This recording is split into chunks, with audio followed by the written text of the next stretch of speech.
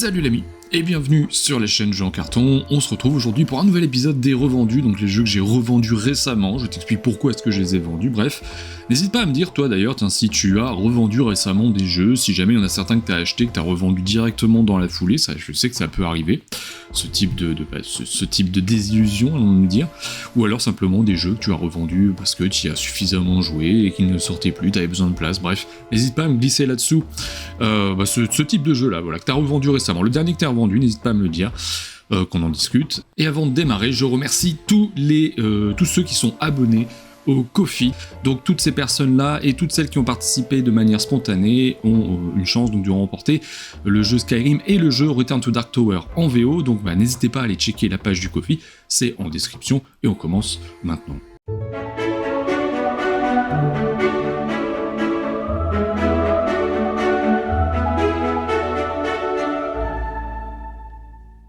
Donc on commence par un jeu exclusivement de joueurs, Marabunta. Donc Marabunta c'est un roll and write, donc autrement dit vous allez lancer les dés et vous allez écrire sur les petits plateaux, voilà. Et c'est un jeu de conquête, gestion de territoire, voilà, avec une histoire de majorité. En gros, vous allez lancer les dés et votre adversaire va devoir sélectionner. Donc c'est manière de Epic You Choose, voilà, ce genre de choses là. Donc en gros vous lancez les dés, vous avez une petite tuile qui va avec, qui est une tuile avec un petit pouvoir, et en gros, le joueur qui les a lancés les répartit, et dit voilà, moi je veux que tu choisisses, c'est à toi de choisir l'un ou l'autre tas, et puis voilà, il le sélectionne, et il remplit son petit tableau avec ce qui va bien, c'est-à-dire que sur les dés, vous allez avoir des couleurs, les couleurs correspondent au territoire, et vous avez des chiffres, et ces chiffres, vous allez devoir les inscrire donc sur le territoire correspondant, en respectant des règles d'adjacence vis-à-vis de ce que vous avez fait, vous pouvez pas écrire n'importe où, voilà. Donc l'idée c'est que lorsque vous allez faire ça, et bien vous allez inscrire des chiffres à l'intérieur, ce qui vous aidera à compter les majorités vis-à-vis des territoires. Mais il n'y a pas que ça, vous allez récupérer aussi des symboles avec des petites caisses, voilà, si vous réussissez à cocher, alors je sais qu'on le voyait un petit peu mieux au début, suffisamment de caisses, et bien vous obtenez les petits bonus qui sont à côté. Par exemple, vous avez des fourmilières, parce que c'est le thème de la fourmi, voilà, les fourmilières en gros c'est le truc qui vous permet d'apparaître n'importe où, de mettre un chiffre n'importe où, sinon en gros vous affranchir des règles d'adjacence, et vous avez d'autres manières de scorer des points, voilà, vous avez des cupcakes, vous allez à chaque fois que vous allez récupérer un cupcake, que ce soit ici ou que ce soit sur le plateau, vous allez cocher sur l'échelle de score qui se trouve à droite, ce sont des points que vous allez obtenir à la fin de la partie, voilà, et en plus de ça, vous avez la possibilité aussi de cocher les petites feuilles qui se trouvent en bas, là, en fonction des effets que vous avez récupérés, et si vous avez, plus vous avez de feuilles, plus vous obtiendrez de points si vous avez la majorité sur le territoire. Voilà comment ça se passe. C'est très sympathique Marabunta, vraiment c'est super sympa. Je trouve ça bien fichu, c'est facile à emmener, en plus de ça sort assez rapidement, vous faites des parties de, je dirais, entre 30 et 45 minutes. Donc moi typiquement le jeu que je peux emmener en pause du midi, j'ai qu'une heure le midi. Et voilà, malheureusement, en fait, là vous allez voir que dans cette vidéo, il y a pas mal de petits jeux que j'ai revendus parce qu'en fait, j'ai un rangement pour mes gros jeux, donc on a les Calax, etc., bon d'accord, et j'ai des endroits pour ranger les petits jeux, et là je n'ai plus de place. Donc voilà, c'est pas un jeu qui allait ressortir régulièrement parce que en gros je ne sortirai que sur la pause du midi, ma femme n'aimant pas tout ce qui est conquête, contrôle de territoire, elle aime pas ça du tout. Donc du coup, faut faire des choix, et voilà, Marabunta donc est sorti de ma ludothèque, mais mine de rien, si jamais vous cherchez cette typologie de jeu-là, je vous le recommande fortement, c'est très sympathique. Très sympathique. Très rapidement, Last Vegan. Alors j'en avais parlé sur la chaîne dans ma pile de la honte, dans un des épisodes de ma pile de la honte, et je n'y ai pas joué. Voilà, je l'ai revendu, j'y ai pas joué. Donc je vais pas dire grand chose, c'était une vente privée que j'avais prise, et je n'ai jamais réussi à le sortir, faut être minimum 3 je crois pour le sortir, et j'ai jamais réussi à le sortir, donc je l'ai revendu. Voilà, donc je m'arrête là sur celui-ci, on passe directement au suivant qui est Café. Alors Café, pareil, une vente privée, celui-ci, donc c'est un jeu dans lequel vous allez devoir concevoir du café, tout simplement. On va le cultiver, on va le torréfier, alors j'ai plus tous les termes, vous m'excuserez, j'ai plus tous les termes du lexique, du champ lexical du café, mais grosso merdo, on va avoir donc une carte de départ, et sur cette carte de départ, on va avoir différents symboles. Les symboles vont représenter les différentes actions que vous pouvez faire. Vous allez par exemple cultiver du grain, vous allez donc j'ai vraiment plus le terme, le torréfier c'est le dernier, mais Enfin bon, en gros, vous passez par plusieurs processus de conception du café, tout du moins. Et sauf qu'à chaque tour, en fait, vous allez récupérer une carte, et cette carte, vous allez devoir la superposer sur votre quadrillage-là, en faisant en sorte qu'elle recouvre au moins une carte. Et l'idée, c'est que de cette manière-là, lorsque vous allez générer des adjacences, en fait, comme par exemple vous allez produire du café, toutes les cases adjacentes de même couleur vont produire un cube. Donc vous êtes plus efficace dans votre production, sinon vous allez produire qu'un cube d'un côté, un cube de l'autre, et donc c'est des actions que vous consommez pour rien. Idem lorsque vous allez donc le cultiver, là je vois que je sais plus ce que c'est le terme encore une fois, mais peu importe, et lorsque vous allez le torréfier. Et l'idée, c'est qu'il faut que vous réussissiez à torréfier du café et à le vendre donc dans ces différentes boutiques afin d'obtenir des points. Voilà, et ça, bon, je résume parce qu'il y a certainement 2-3 choses que j'ai omises, parce que ça fait un petit moment que j'y ai pas joué, mais mine de rien, c'est un jeu qui est extrêmement efficace, vraiment, j'ai passé un bon moment à jouer à Café, je trouvais ça assez original, assez bien fichu, l'idée de devoir superposer les cartes pour pouvoir optimiser votre production de café et optimiser vos tours de jeu et donc votre gain de points. Et vraiment, c'est quelque chose dans une petite boîte, encore une fois, qui permet d'avoir une dimension, en tout cas une dimension stratégique qui est très intéressante. Pour moi, Café, c'est vraiment, si vous avez l'occasion d'y jouer, de le récupérer en vente privée, bah n'hésitez pas pour le coup, parce que généralement il est vraiment pas cher, en plus en solde et en vente privée, il est vraiment pas cher. Moi c'est encore par notion de place, hein, je le redis, que je m'en débarrasse, hein, c'est clairement pas... Enfin si j'avais 2 fois plus de place ici, je l'aurais conservé, c'est ça que je veux vous dire, voilà. Je l'aurais conservé parce qu'il sortait très peu, mais néanmoins à chaque fois qu'on le sortait on se dit c'est vrai que c'est franchement sympa ce jeu. Donc voilà concernant Café. Donc si vous avez l'occasion de le tester, d'en discuter avec quelqu'un qui l'a testé, bah n'hésitez pas parce que pour moi ça vaut le coup d'œil ce jeu là. Voilà. J'enchaîne avec Joraku. Alors Joraku, donc là il n'y a pas de photos, je vais aller vous chercher ça, hop, sur le BGG. Donc Joraku, c'est un jeu pareil de contrôle de territoire. Hop, on va aller sur les images, voilà, de contrôle de territoire, dans lequel en gros, enfin c'est un jeu de pli et de contrôle de territoire, voilà, c'est ça. Dans l'idée, vous allez devoir donc jouer des cartes, et en gros, celui qui en fonction de la carte que vous allez jouer, c'est pareil, ça fait un bail que j'ai pas joué, en fonction de la carte que vous allez jouer, vous allez pouvoir générer plus ou moins d'actions, et ces actions, ça va être du déplacement de troupes de gauche vers la droite. Alors là, bon, ça va être une version spéciale, parce que moi c'était des cubes, hein, les troupes là, et voilà, c'était ça. Vous allez les déplacer de droite à gauche, voilà, vous avez des daimyo qui sont représentés par des figurines un peu plus grosses, voilà, vous allez pouvoir combattre en gros les samouraïs pour en éliminer. Bref, et l'idée c'est que, à la fin de chaque manche, il y a 3 manches, vous avez une échelle de score qui se trouve en bas. Sur la première manche, par exemple, les territoires les plus à droite rapportent le plus de points, et ensuite c'est vers le centre pour la deuxième manche, et vers la gauche pour la troisième manche. Donc il y a vraiment une notion de déplacement en fonction du temps, en fonction de la manche dans laquelle vous vous trouvez. Donc vous pouvez pas rester statique et contrôler un territoire et y rester, c'est pas ça le plus intéressant. Le plus intéressant c'est d'être dans la dynamique de l'évolution, en tout cas sur votre territoire, pour obtenir des points. Et donc vous avez cette notion de jeu de pli, en fait vous allez jouer les cartes, celui qui remporte le pli récupère une carte spéciale qui est celle, en gros ça va être le premier joueur et également celui qui va obtenir d'autres points. Alors j'ai plus cette notion là, j'en suis désolé, mais voilà, c'est cette carte là que vous récupérez. Le vainqueur d'une escarmouche prend cette carte, devient le nouveau premier joueur et vérifie l'influence afin de gagner les points indiqués ci-dessus. Voilà. Et donc c'était un jeu très sympathique, vraiment encore une fois. Je le dis, c'est la thématique du jour, c'est un jeu qui est très compact et qui avec une dimension stratégique intéressante, dans cette idée de gestion des daimyo, dans cette idée de gestion également de votre main bien évidemment. Et moi pour le coup j'ai trouvé ça vraiment, vraiment bien fichu. Donc voilà, pour daimyo, si jamais vous avez l'occasion de le tester, c'est pareil, ça vaut le coup d'œil. Voilà. On continue avec Dracula vs Van Helsing. Donc ça c'est un jeu chez Mando Games qui était distribué par BlackRock. Donc c'est un jeu dans lequel, donc exclusivement 2 joueurs, dans lequel vous allez devoir affronter votre adversaire sur des différents territoires. Donc là on voit qu'il y a plusieurs territoires, là il y en a 5. Et en gros vous avez un présentoir comme ça et vous allez placer 5 cartes dessus. Donc ce sont même des tuiles, c'est vraiment des trucs assez épais. Donc c'est entre la carte et la tuile, mais vraiment quelque chose de très qualitatif. L'édition est incroyable d'ailleurs. L'édition est vraiment très très belle. Et très qualitative. Et l'idée c'est que à chaque tour vous allez devoir piocher une de ces cartes et éventuellement l'échanger ou vous jeter celle que vous avez pour la placer donc sur la défausse, sauf que chaque carte que vous allez jeter va générer un effet. Dans les effets que vous allez avoir, par exemple, si vous jetez un 1, alors un 1 c'est faible, ça va vous forcer à révéler l'une de vos cartes à votre adversaire. Vous avez des cartes comme le 3 qui force votre adversaire à révéler l'une de ses cartes.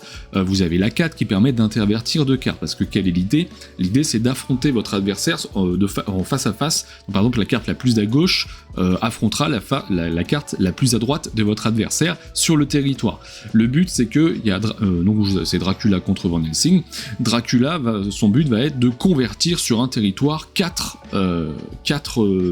humains en vampires. Voilà, et s'il l'a fait, il l'a remporté. Van Helsing ça va être d'éliminer tous les points de vie de Dracula. Et à chaque fois, donc on va tourner comme ça, on va jouer, on va piocher des cartes, en jeter une, etc. Et au bout d'un moment, on aura la possibilité de dire c'est la fin de la partie quand il y a suffisamment de cartes dans la défausse, de la manche en tout cas, et dans ce cas-là, on va comparer toutes les cartes. Et vous avez une notion d'atout, donc ça c'est quelque chose qu'on connaissait sur Jekyll versus Hyde, vous avez une notion d'atout changeant, où là vous allez pouvoir changer la couleur de l'atout en fonction des effets de certaines cartes, d'ailleurs c'est le numéro 7, celui-ci qui permet de changer, d'interchanger l'atout, et donc on va regarder face à face, voilà, si quelqu'un a l'atout face à quelqu'un qui en a pas, et ben il remporte le territoire, si c'est Dracula, il retourne un humain sur côté rouge, ou vampire, si c'est Van Helsing, il fait perdre un point de vie à l'adversaire. Et on fait ça pour tous les territoires. Et on joue ça, donc un certain nombre de manches, 1, 2, 3, 4, 5 manches. Si au bout de 5 manches, Van Helsing n'a pas gagné, eh bien c'est Dracula qui l'emporte. Sinon, bah voilà. Et très sympa, vraiment très très bien, mais j'y joue exclusivement, quasi exclusivement sur Board Game Arena, sur BGA, parce que voilà. Pour autant, vous avez un jeu qui est d'une qualité, vraiment, je le répète, l'édition est vraiment de qualité. C'est vraiment réussi. Et c'est superbe en plus, c'est vraiment très beau. Le jeu est très efficace, facile à expliquer, et c'est vraiment le genre de jeu à deux que j'aime beaucoup, parce que c'est facile à sortir. Encore une fois, j'ai besoin de place, donc je m'en suis débarrassé, mais vraiment on voit l'épaisseur, voilà. Vous voyez l'épaisseur des cartes, c'est quand même très épais, et c'est vraiment très qualitatif, et c'est très joli bien évidemment. Donc voilà, concernant Dracula versus Van Helsing. Je continue avec Unboxed. Alors Unboxed, c'était une espèce d'anomalie ludique qui a débarqué en début d'année là. C'est un jeu dans lequel vous devinez les règles du jeu. C'est-à-dire que vous avez donc plusieurs problèmes dans votre boîte d'Unboxed là. Donc vous en avez une dizaine je crois. Et on va vous donner quelques matériels, et il va falloir qu'avec ce matériel, vous tentiez de deviner les règles. Voilà, c'est aussi simple que ça.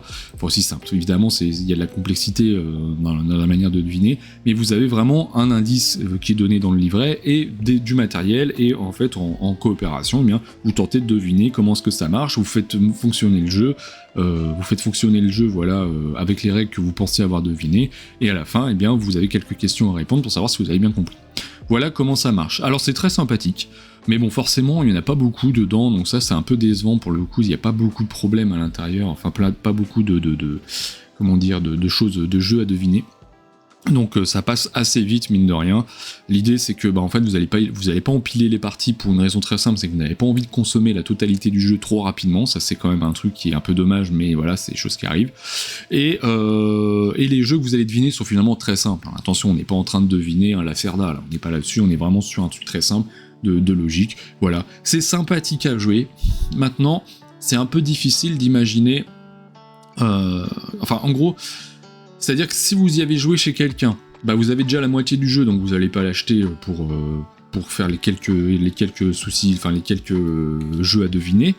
Et puis si vous l'achetez, voilà, il faut le savoir que vous allez pas, soit vous allez vous faire tout ça d'une traite et ok, emballer c'est pesé, vous le revendez direct, soit sinon vous allez mettre du temps finalement entre les parties pour éviter d'avoir à en faire trop rapidement et de cramer le jeu trop vite. Voilà. Donc c'est sympathique, j'aurais préféré quand même qu'il y ait au moins 20, qu'il y ait plus de soucis, je dis soucis, mais pas de soucis, plus de problèmes façon mathématique, vous voyez, dans la boîte pour pouvoir avoir plus de temps de jeu. Voilà, tout simplement. Je continue avec Septima. Alors Septima, c'est un jeu que j'ai pledgé. Donc là c'est pas cette version, c'est pas cette version là que j'ai la version pas Super Meeple, la version Man Clash. Deluxe, tutti quanti, en veux-tu, en voilà, du matos tu en auras. Et donc Septima, c'est un jeu dans lequel vous allez donc diriger un couvent, voilà, vous allez faire venir des sorcières, et l'idée c'est qu'il va falloir récupérer des ingrédients, ces ingrédients vous permettront d'obtenir des potions, ces potions vous allez pouvoir donc les administrer aux différents patients, parce que vous avez 3 types de maladies, et l'idée c'est qu'en fait à la fin de chaque manche vous avez un tribunal des sorcières, et en gros il faut tenter de sauver la sorcière qui est au tribunal, parfois ce sera même la vôtre si vous vous faites choper par les différents chasseurs de sorcières qui se trouvent tour, et donc on va piocher dans un sac des différents meeples, et ces meeples eh bien, vont sortir, soit c'est des meeples opposants, donc des opposants aux sorcières, donc dans ce cas-là, si on a une majorité, eh bien la sorcière elle les égouillée, fin de l'histoire. Par contre, si c'est vraiment parce qu'il y a une notion semi-coopérative là-dedans, si c'est les joueurs qui réussissent, c'est les meeples des joueurs qui en sortent, donc c'est des favorables aux sorcières, eh bien la sorcière sera sauvée, et celui qui en aura le plus la récupérera, la mettra dans son couvent. Autour de ça, vous avez tout un tas, donc une gestion des saisons, c'est-à-dire que ça se joue en plusieurs saisons. Vous avez un déplacement aussi de votre sorcière principale qui va s'opérer sur le plateau, voilà, pour essayer d'esquiver les différents chasseurs de sorcières, mais en même temps, autour d'où est-ce que vous êtes, c'est là où vous allez pouvoir réaliser des actions, collecter des ingrédients, etc. Et puis vous avez un autre plateau sur lequel vous allez pouvoir déplacer un marqueur en fonction des actions que vous allez réaliser, bref.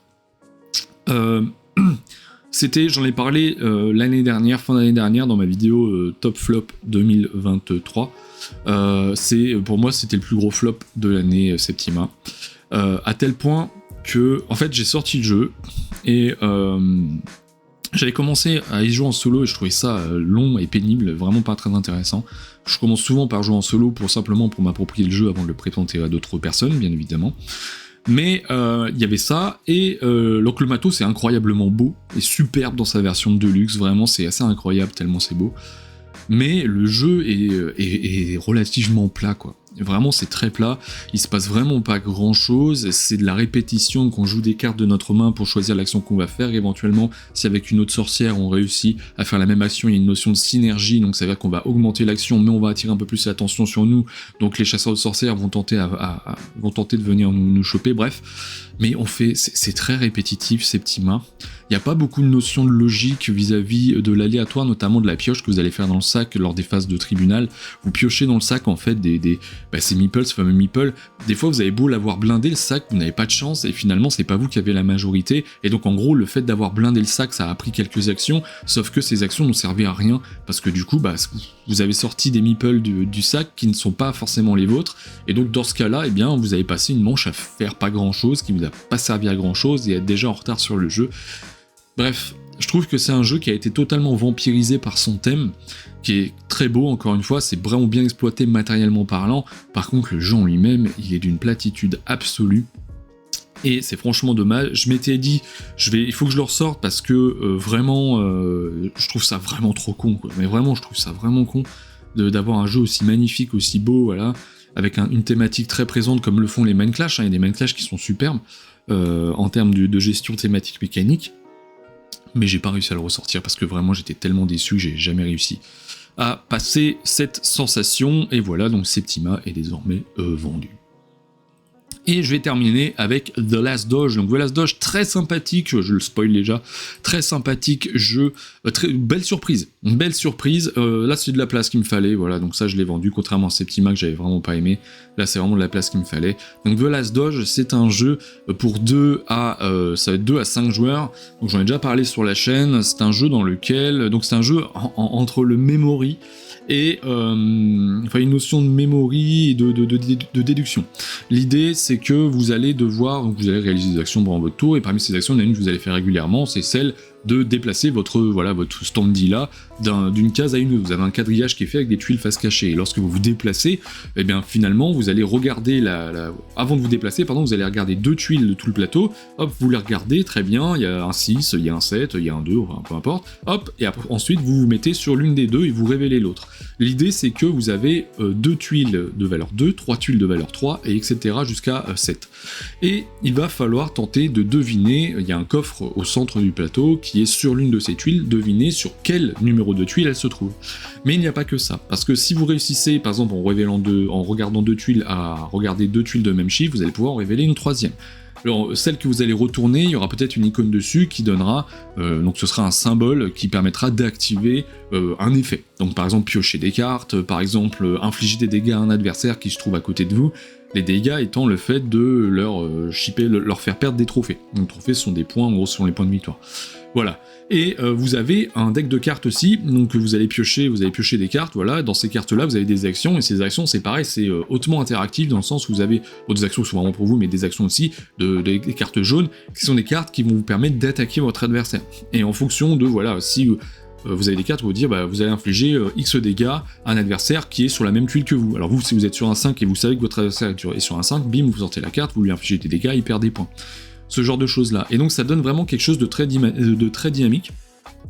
Pour autant pas si chaotique que ça, parce que mine de rien, il faut quand même bien avoir en mémoire tout ce que vous allez voir sur le plateau, essayer de bien vous mémoriser ce que vous avez vu, et donc savoir où se trouvent vos adversaires, et donc finalement trouver sur quelle tuile se trouve le coffre.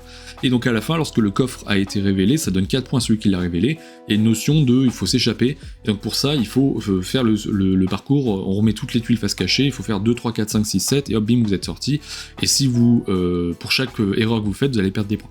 Voilà, donc c'est vraiment atypique comme jeu, mais c'est vraiment réussi. Il y a un bémol, c'est que l'un des personnages, je le trouvais qu'il était beaucoup trop cheaté. Il y a un personnage qui permettait de révéler trop de tuiles, plus de tuiles que les autres en un même tour, ce qui fait qu'il parcourt le plateau plus rapidement. J'ai jamais trouvé finalement qu'il était équilibré par rapport aux autres, malgré les quelques parties que j'ai faites. Voilà, mais vous avez un jeu qui est joli, un jeu qui est bien fichu, un jeu qui est original, qui ressemblera à rien du tout dans votre ludothèque, de la déduction, du memory avec beaucoup d'interactions. Bref, si vous avez l'occasion de le tester, c'est une anomalie ludique, ce The Last Doge, mais anomalie dans le bon sens, à mon sens. C'est vraiment très sympathique. Après, il faut y jouer au minimum à 3. À 2, c'est plat, parce que finalement, ça met beaucoup de temps, etc. À 3 joueurs, ça commence déjà à être fun, et puis plus vous êtes, plus c'est la folie, plus on se tire dessus, et plus c'est drôle. Voilà, concernant donc The Last Doge. Et voilà, ça sera tout pour aujourd'hui. Si cet épisode t'a plu, n'hésite pas à liker et à commenter et à me dire du coup, encore une fois, si y en a quelques-uns que t'as vendu récemment, si y en a un que t'as vendu particulier qui t'a marqué, bref, si tu as des avis sur les jeux que je viens de te présenter, n'hésite pas à me le dire là-dessous. Et évidemment, on se retrouve très bientôt sur la chaîne Jeux en Carton. C'était là plutôt.